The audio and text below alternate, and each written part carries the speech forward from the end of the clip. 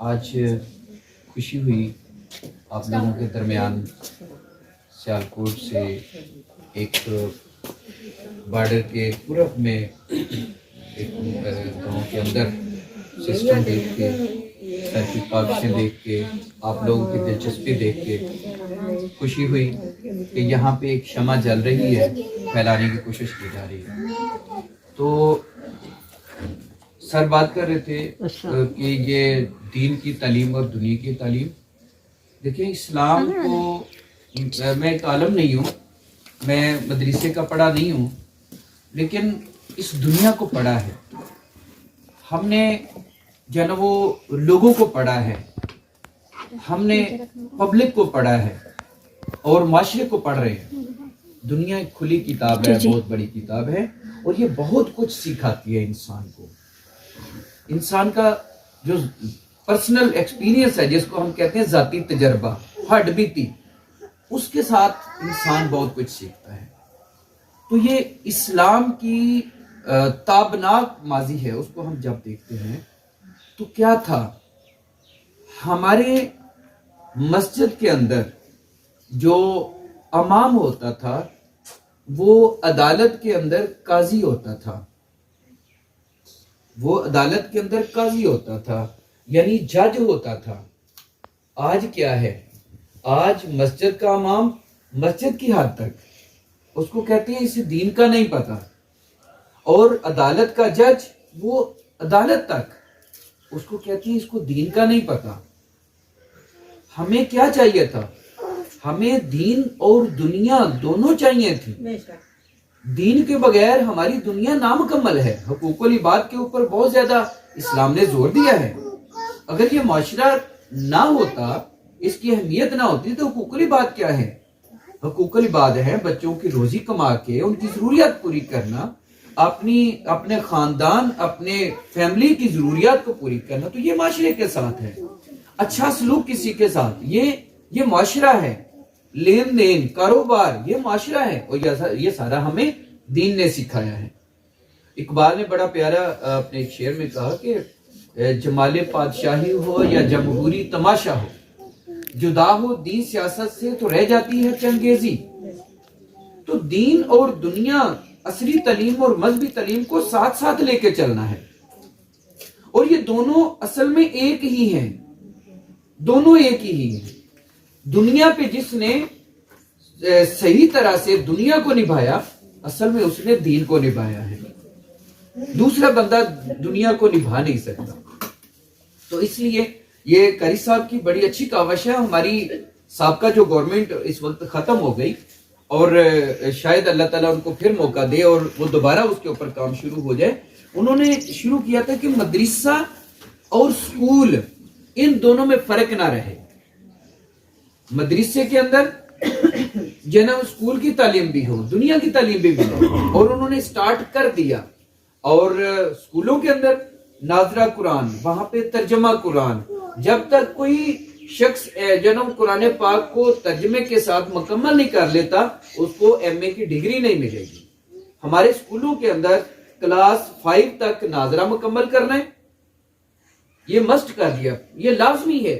اور پچھلے دنوں میں ججز آئے ہمارے سکولوں کے اندر، انہوں نے آ کے باقاعدہ چیک کیا ہے کہ کیا ناظرہ قرآن پڑھایا جا رہا ہے، کتابیں کون سی پڑھائی جا رہی ہیں، کیا گورنمنٹ نے ان کو سرٹیفکیٹ دیا ہوا ہے، یہ سارا چیزیں چیک کر کے گئے۔ اور دوسری بات، جو ترجمہ کلاس 6 سے لے کے ترجمے کی کلاس شروع ہوگی، جو ہم لوگوں نے مدرسے کو اصل میں سمجھا ہے حفظ کروانا ہے صرف۔ میری بہنوں یہ بات کو سمجھو، حفظ کا بہت مقام ہے، بہت مقام ہے، قاری صاحب بیٹھے ہوئے ہیں، لیکن دین کیلکولیشن ہی کوئی نہیں ہے۔ قرآن پاک میں بار بار آتا ہے تفقہوا فی الدین، تفقہوا فی الدین، دین کو سمجھنے کو سمجھو، دین پہ غور کرو، تدبر کرو۔ یہ بڑے مختلف الفاظ میں یہ ہمیں جناب حکم دیا گیا، ہم غور نہیں کرتے۔ اللہ تعالیٰ کہتے ہیں یہ نشانیاں ہیں عقل مندوں کے لیے۔ عقل مند کون ہے؟ جو ان نشانیوں سے کچھ سیکھیں گے۔ تو میری بہنوں، جب ہم قرآن پاک جب تک ترجمے کے ساتھ نہیں سیکھیں گے، ترجمے کے ساتھ نہیں پڑھیں گے، تفسیر کے ساتھ نہیں پڑھیں گے، تب تک ہم دین کو سمجھ نہیں سکتے اور دنیا کو سمجھ نہیں سکتے۔ اور وہ پھر غور کیسے کریں گے؟ اور وہ نشانیاں وہ کہاں سے ہم ان کو سمجھیں گے؟ تو اس لیے یہ بڑا زبردست جناب قاری صاحب نے آپ لوگوں کو یہ دونوں چیزوں کو ایک ہی جگہ پہ اکٹھا کر کے دیا، اور آپ لوگ خوش قسمت ہو۔ تو یہ ان لوگوں کا جو اساتذہ ہیں، یہ مینجمنٹ ہے، قاری صاحب ہے، جو لوگ بھی ان کے ساتھ تعاون کر رہے ہیں، ان لوگوں کا آپ کو تہہ دل سے مشکور ہونا چاہیے اور شکر ادا کرنا چاہیے۔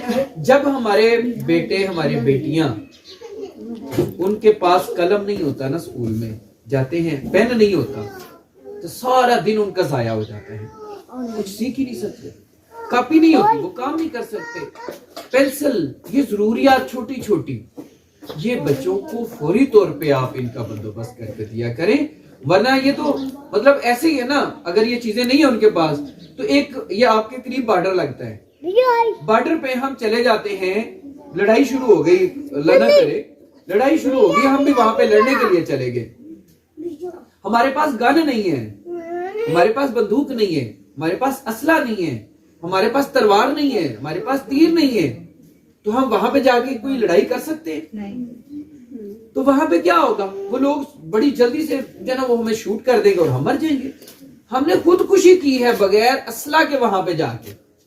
ہمارے بچے جب اسکولوں کے اندر جاتے ہیں اور ان کے پاس جب چیزیں نہیں ہوتی، ان کی ضروریات نہیں ہوتی، وہ ایسے ہی ہے جیسے بارڈر کے اوپر وہ بغیر اسلحے کے کھڑے ہیں اور وہ خودکشی کر کے آ جائیں۔ کہتا ہوں دیکھو ہمارے لیے اہمیت ہوتی ہے بجلی کے بل کی، بل آ گیا ہے 10 تاریخ آخری ہے، 11 نہ ہو جائے جرمانہ پڑ جائے، یا پھر لیٹ نہ ہو جائے میٹر کٹ جائے گا۔ ہمیں ڈر ہوتا ہے نا، کبھی ہم نے بچے کی جو تعلیم کا سلسلہ کٹ جائے گا، کبھی اس کے بارے میں بھی غور کیا۔ ہماری انسلٹ ہوتی ہے، بجلی کا بل نہ ادا کیا، میٹر کٹ گیا، ہماری ہو جائے گی بےزتی، محلے والے لوگ رشتہ دار کیا کہیں گے، اچھا ہے 500 روپے بل بھی نہیں جمع کروا سکے، بڑی بےزتی ہوتی ہے۔ جب ان بچوں کے پاس پین نہیں ہوتا، کلاس میں ہوم ورک نہیں کیا ہوتا، کتاب کاپی نہیں ہوتی، فیس جمع نہیں ہوتی، اور ٹیچر پوچھتی ہیں پتہ نہیں یہاں پہ فیس ہے کہ نہیں، مدرسوں میں عام طور پہ مختلف طریقوں سے چلتے ہیں، تو بعض مدرسوں میں بڑی بڑی فیس بھی، ہمارے اسکولوں سے زیادہ ان کی فیس ہے، اور بعض وہ ڈونر لوگ موجود ہیں وہاں پہ، مخیر حضرات موجود ہیں، وہ ان کو سپورٹ کرتے ہیں، یہاں پہ مجھے نہیں پتا، لیکن اگر ہے تو فیس ان کی نہیں جمع ہوگی، کلاس میں پوچھا جائے گا بیٹا آپ کی فیس نہیں جمع ہوئی، اب بچے کی کتنی انسلٹ ہوگی۔ ہمارے بچے اکثر جو سکول نہیں جاتے، ہم غریب لوگ جو ہیں، ہمارے بچے اکثر سکولوں سے چھٹیاں کرتے ہیں، اور وہ چھٹی کے پیچھے وجہ پتہ کیا ہوتی ہے؟ یہی ہوتی ہے، یا ان کے پاس چیزیں نہیں پوری ہوتی، یا ان کا ہوم ورک نہیں ہوتا، کتابیں نہیں پوری کی ہوتی، انہوں نے گھر میں ٹائم نہیں ملتا سبق یاد کرنے کے لیے، سبق نہیں یاد کیا ہوتا، ان کی فیس نہیں جمع ہوئی ہے، وہاں پہ پوچھتے ہیں اور وہ ہمارے ساتھ بچے ہم شیئر نہیں کر سکتے۔ ان کی چیزوں کو ہمیں پہلے اہمیت دینی ہے، اور باقی چیزیں بعد میں ہم نے پوری کریں۔ ہمارا بل رہ جائے تو لیٹ میں جمع ہو جائے گا، لیکن ان کو اگر آج کے دن اس کے پاس کتاب نہ ہوئی، آج کا دن اس کا پورا ضائع چل جائے گا۔ وہ میٹر واپس آ سکتا ہے لیکن آج کا دن جو ہے واپس نہیں آئے گا۔ یہ میرا کوئی مال چوری کر کے لے جائے نا، مجھے وہ برا لگتا ہے، میری جائیداد کوئی چرا لے تو مجھے برا لگتا ہے، لیکن میرا وقت کوئی ضائع کر دے مجھے برا نہیں لگتا، کوئی گال نہیں کہہ رہے ہو، حالانکہ سب سے قیمتی چیز ہی وقت ہے، اور جن لوگوں نے اس وقت کا صحیح استعمال کیا نا، وہ لوگ آگے نکلے ہیں۔ میں بھی ایک گاؤں کا رہنے والا شخص ہوں، پھر انہوں نے کاشتکاری کی ہے، ٹھیکے پہ زمینیں لے کے، اور انہوں نے وہ باغات وہ خریدتے، پھر انہوں نے وہ مشقت بڑی کی، ہم نے اپنی آنکھوں سے دیکھا ہے، اور ان کا آخری وقت جب ان کے بڑھاپے میں تھے اور بیمار تھے تو مجھے ہاتھ لگا کے کہتے ہیں پتر یہ دیکھ میرے سر میں نا وہ ٹوئے پڑ گئے ہوئے ہیں، وہ ٹوکرے اٹھاؤ۔ میں اس فیملی کا ایک ممبر ہوں، مجھے تکلیف ہوتی ہے ان چیزوں کی۔ تو یہ انہوں نے ان پڑھ ہو کے، وہ قرآن پاک نہیں تھے پڑھے، انہوں نے اسکول نہیں دیکھا، لیکن انہوں نے علم کی اہمیت کو سمجھا ہے۔ جب میں 4-5 کلاس میں پڑھتا تھا تو انہوں نے مجھ سے آیت الکرسی سیکھی، انہوں نے مجھ سے نماز جنازہ سیکھی، انہوں نے مجھ سے دعائے قنوت سیکھی، ایک حرف روزانہ سبق لیتے تھے، اور شام کو جب ہم اکٹھے ہوتے تھے اور پھر وہ مجھے وہ سبق سناتے تھے، پھر آگے سے سبق لیتے تھے، پچھلی دہرائی کرتے تھے اور انہوں نے سیکھا. ان کی یہ کوششیں تھی کہ آج میں آپ کے سامنے جو ہے وہ بول رہا ہوں، میں بات کر رہا ہوں. ٹھیک ہے، یہ ان کے لیے ثواب ہے. آپ میں سے کسی ایک بچے کو، ایک میری بہن کو، بیٹی کو سمجھ آ گئی نا میری ایک بات صرف، تو یہ سلسلہ در سلسلہ وہاں تک ثواب جانا ہے. یہ ان کا لگایا ہوا یہ پودا ہے. آپ بھی اپنے گھر میں کوئی ایک پودا لگا دیں.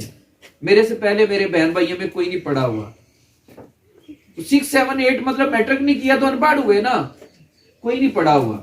میں اپنے گھر میں پڑھا تھا اور میرے بعد الحمدللہ ویل ایجوکیٹڈ لوگ ہیں. کسی نے MSc کی ہے، کسی نے MA کی ہے، کسی نے بزنس مین ہے سارے جناب. میں نے جس چیز کی کمی اپنے اندر محسوس کی، میں نے وہ ساری کمیاں اپنی اگلی جنریشن میں، اگلی نسل میں وہ پوری کی ہیں. میرا شوق تھا یونیورسٹی جا کے پڑھوں گا، لیکن میرے حالات نے مجھے اجازت نہیں دی، میں یونیورسٹی نہیں جا سکا. اپنے چھوٹے بھائی کو فوری 2-3 سال بعد میں اسٹڈی میں نے چھوڑ دی. پھر اس کو میں نے یونیورسٹی، پنجاب یونیورسٹی کے پڑھنا، وہاں پہ ایڈمیشن لینا یہ کام ہوتا تھا. وہاں پہ وہ 2 سال پڑھا ہے. ابھی الحمدللہ میرا بیٹا، یہ سیالکوٹ کی مہنگی ترین یونیورسٹی ہے، یونیورسٹی آف سیالکوٹ، وہاں پہ وہ اس وقت پڑھ رہا ہے. ابھی میری بیٹی ماشاءاللہ جناب FSC کر رہی ہے. سیالکوٹ کا سب سے مہنگا کالج پنجاب کالج ہے، وہ وہاں پہ پڑھ رہی ہے. کیوں پڑھ رہی ہے؟ کیا یہ پیسے میں بچا نہیں سکتا؟ میرے پیر مرشد اللہ تعالیٰ جناب ان کو صحت دے، وہ فرمایا کرتے ہیں، کہتے ہیں کہ اپنے بچوں کی تعلیم کے لیے گھر بار بھی بیچنا پڑے تو بیچ دو. یہ گھر بار بن جائے گا لیکن ان کا مستقبل دوبارہ نہیں بنے گا. ایک رستے پہ بندہ جا رہا ہے نا، رستے سے ایک دفعہ ہٹ جائے نا تو واپس اس رستے پہ آنے پہ آ تو سکتا ہے لیکن ٹائم جو ہے کافی ضائع ہو چکا ہے. تو یہ آج ہم نے ان بچوں کو، ان کے لیے ایک منزل کا تعین کرنا ہے، ان کے لیے ایک ٹارگٹ بنانا ہے کہ کون ہم اپنے بچوں کو کیا بنانا چاہتے ہیں، کیا دیکھنا چاہتے ہیں. آج اپنے بچوں کے لیے اگر منزل کا تعین کر لیں گے میری بہنوں تو وہ رستے پہ چل پڑیں گے. یہ بچے آپ کے جو آج یہاں پہ بیٹھے ہیں نا، انہوں نے کل انشاءاللہ اس طرح سے کھڑے، میں بھی ایسے ہی بیٹھا ہوتا تھا. یہ انہوں نے بڑے اچھے لباس پہنے ہوئے ہیں. یہ بچے خوش قسمت ہیں، آپ لوگ خوش قسمت ہیں، آپ کو مل رہا ہے کچھ نہ کچھ مل رہا ہے، کم از کم وہ والے حالات. لیکن آج والے حالات بھی دنیا کے مقابلے میں پیچھے ہیں، لیکن یہ ان حالات کو بھی ہم نہیں بدلنا ہے. وہ اقبال کہتے ہیں وہی جہاں ہے تیرا جسے تو کرے پیدا. ہم نے اپنے گھر کے حالات کو اچھا کرنا ہے تو ہم نے کرنا ہے، لیکن فٹافٹ مائی ڈیئر سسٹرز نہیں ہوگا. یہ نہیں ہونا کہ ابھی ہم نے فیصلہ کیا تو شام کو بدل گئے حالات. کم از کم 25 سال لگیں گے اس کے، 25 سال کم از کم. ٹھیک ہے، اس سے تھوڑا سا پیچھے ہوں، اصل کیلکولیشن کروں تو 23 سال جو اسلام کا دور ہے. آپ صلی اللہ علیہ وسلم نے جب اعلان نبوت کیا اس کے بعد آپ کی وفات تک 23 سال ہے. 23 سال لگیں گے کم از کم، 25 سال لگے ہیں. میں نے میرے گھر میں میرے بھائی اور میری بہنیں، ان کے ساتھ ہم اردو میں بات نہیں تھے کر سکتے ہوتے، ہم مذاق اتنا کرتے تھے کوئی اگر اردو میں بات کر دیتا تھا. لیکن آج الحمدللہ یہ جنا انگلش میں جس مرضی بندے کے ساتھ بات کرنا میرے گھر کا ہر فرد الحمدللہ کرتا ہے. آج انگلش میں بھی کوئی مسئلہ نہیں ہے. تو یہ کیسے ہوا؟ یہ میں نے سوچا تھا جناب 1998 میں جب میں نے پہلا سکول بنایا تھا. آج 25 سال ہو گیا، آج وہ سب کچھ ہو چکا ہے. آپ کو بھی آج یہ ذہن بنانا ہے، آج اپنا جناب وہ سوچنا ہے، اپنے بچوں کے لیے منزل کا تعین کر لیں 25 سال کے بعد اور پھر اس کے اوپر لگ جائیں. پھر یہ نہ دیکھیں حالات اور ان حالات کو جناب وہ درمیان میں آڑے نہیں لے کے آنا. آپ نے مشکلات کا مقابلہ کرنا ہے.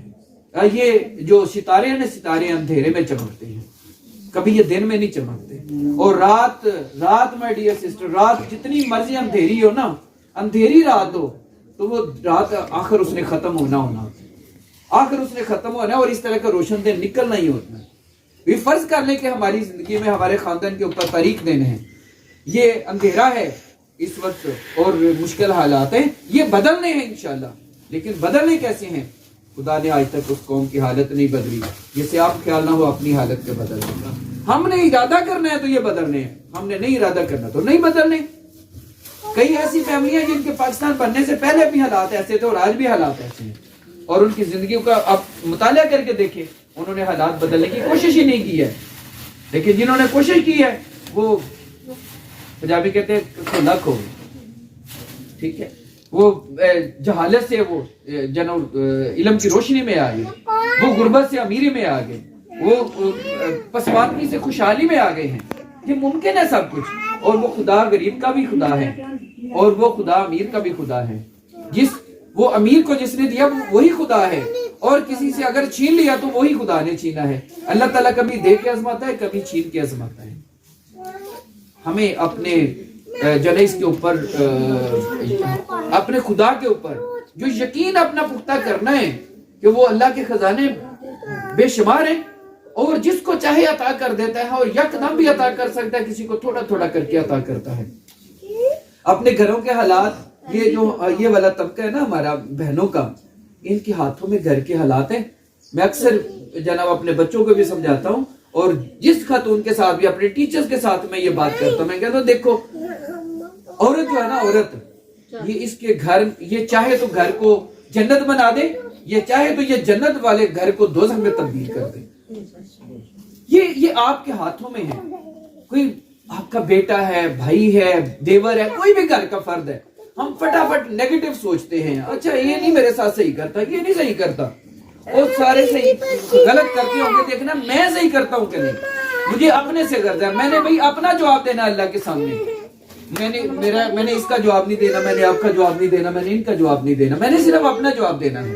تو آپ کے یہ قاری صاحب کے ساتھ, میں ابھی اسٹاف کے ساتھ بھی بات کر رہا تھا, 4-5 سال سے قاری صاحب کے ساتھ میری اٹھنا بیٹھنا ہے, بڑا قریب سے ان کے ساتھ میرا تعلق رہے. میں نے ان کو ہمیشہ دیکھا ہے کہ انہوں نے کبھی اپنے بچوں کو نہیں دیکھا. جب پہلی دفعہ میری ملاقات ہوئی تھی اسکول میں, تو یہ کہہ رہے تھے میں اسکول چلاتا ہوں. جب میں نے اس کی انکم دیکھی, میں نے کہا قاری صاحب یہ اس میں پیسے کتنے آتے ہیں, یہ جتنے کے بچے ہیں؟ کہتے ہیں سر 10,000. میں کہ اس کا کرایہ کتنا ہے بلڈنگ کا؟ کہتے ہیں 9,000. میں کہ بل بھی آتے ہیں, ٹیچرز بھی ہیں, آپ بھی ہیں, باقی والا خرچہ کہاں سے پورا ہوتا ہے؟ تو قاری صاحب نے مجھے بتایا کہ میں مسجد میں امامت کرتا ہوں, وہاں سے مجھے پیسے ملتے ہیں, وہ ادھر لگا دیتے. کیا وہ ان کے بچوں کا حق نہیں ہے؟ تو وہاں پہ کیوں لگاتے ہیں؟ وہ کہتے ہیں یہ بھی میرے معاشرے کے جو بچے ہیں, یہ بھی ان کا بھی میرے اوپر حق ہے. یہ والا سلسلہ مجھے دیکھ کے بڑی خوشی ہوئی ہے. ڈسکس ہوتی رہتی ہے, پچھلے سنڈے بھی سر نے مجھے کہہ رہے تھے, لیکن ممکن نہیں ہو سکا. تو مجھے یقین جانے اتنی خوشی ہوئی ہے یہاں پہ آ کے نا, کہ مجھے اپنا یہ پنڈ لگ رہا ہے, مجھے اپنا گاؤں لگ رہا ہے, یہ میرے اپنے لوگ لگ رہے ہیں. ٹھیک ہے, اور آپ کے ساتھ بات کرتے ہوئے مجھے اپنی جناب بیٹھی ہوئی ماں یاد آ رہی ہے. میرے وہ سادہ سے گاؤں کے لوگ نظر آ رہے ہیں, محسوس ہو رہے ہیں. تو آپ لوگ جو ہے نا وہ اپنے بچوں کے ساتھ, صرف اپنے بچوں کے ساتھ, دوسروں کے نہ دیکھیں, اپنے بچے کو دیکھیں, بیٹی ہے بیٹا, اور بیٹیوں کو خاص طور پہ, بیٹیوں کو تعلیم سے پیچھے نہ رکھیں. جو ہم بچوں کے اوپر خرچ کرتے ہیں, بیٹیوں کے اوپر نہیں کرتے. بیٹیوں کی کو اہمیت دیں. میرے پیارے نبی صلی اللہ علیہ وسلم, جن کے ہم سب ماننے والے ہیں, آپ کی منہ بولی بہن جو ہے وہ آپ کے پاس آ کے تو اپنا قبیلے کا قبیلہ آزاد کروا کے لے جاتی ہے. آپ اٹھ کے کھڑے ہو جاتے تھے, ان کے اپنی بیٹی کے لیے اٹھ کے کھڑے ہو جاتے تو استقبال کے لیے, آپ کے لیے اپنی کالی کملی نیچے بچھا دیتے ہوتے تھے.